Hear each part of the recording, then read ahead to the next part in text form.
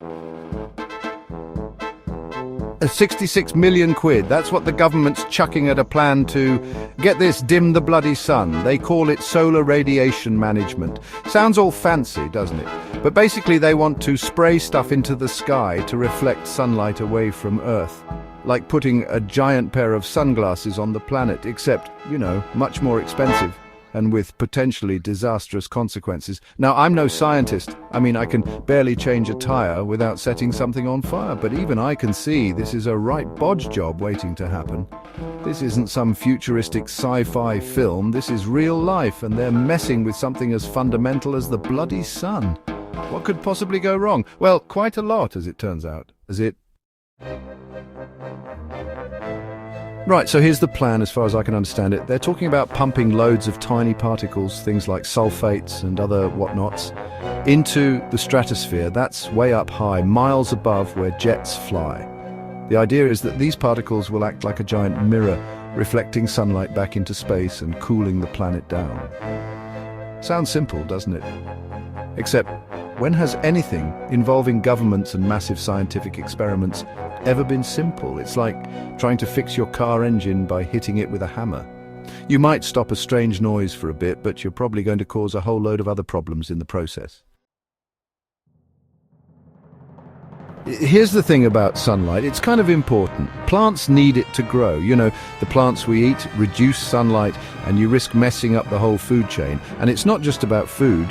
Sunlight affects weather patterns too. Mess with one and you mess with the other. We could end up with droughts in some places, floods in others. The whole bloody climate could go haywire, and then there's the small matter of all those particles they're planning to spray into the atmosphere. What goes up must come down, right? We could end up breathing this stuff, drinking it, growing our food in it. They're talking about aluminum, barium, strontium. Sounds like a recipe for a nasty cocktail, if you ask me. Remember all those conspiracy theories about chemtrails a few years back? You know, the ones about the government secretly spraying stuff into the atmosphere? Well, guess what? They're not looking so crazy now, are they? Except now it's not a conspiracy theory. It's official government policy. Look, I'm not saying the government is trying to control our minds or anything, but this whole thing stinks. They're talking about carrying out a massive experiment on the planet with potentially huge risks, and they haven't even bothered to ask us if we want it. Who decided this £66 million? You'd think they'd at least have the decency to ask us what we think before they start messing with the bloody sun. But no parliamentary vote, no public inquiry, no long-term studies on what this stuff could do to our food, our water, our health. Just a bunch of scientists in white coats, fiddling with their test tubes and thinking they know best. It's an outrage, I tell you. This is our planet they're messing with, and we deserve a say in the matter. What happened to democracy? What happened to common sense? So who's behind all this then?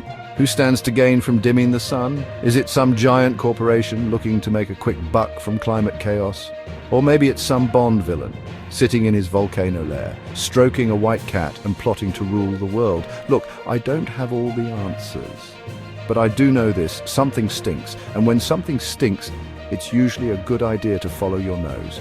We need to start asking questions. We need to find out who's really in charge here. This isn't the time to sit back and do nothing. We need to make our voices heard. Sign the petitions. Write to your MP, tell your friends, your family, your neighbors. Spread the word. Sunlight is a right, not a privilege. And we can't let them take it away from us. This isn't about left or right, it's about right and wrong. And dimming the bloody sun is just plain wrong.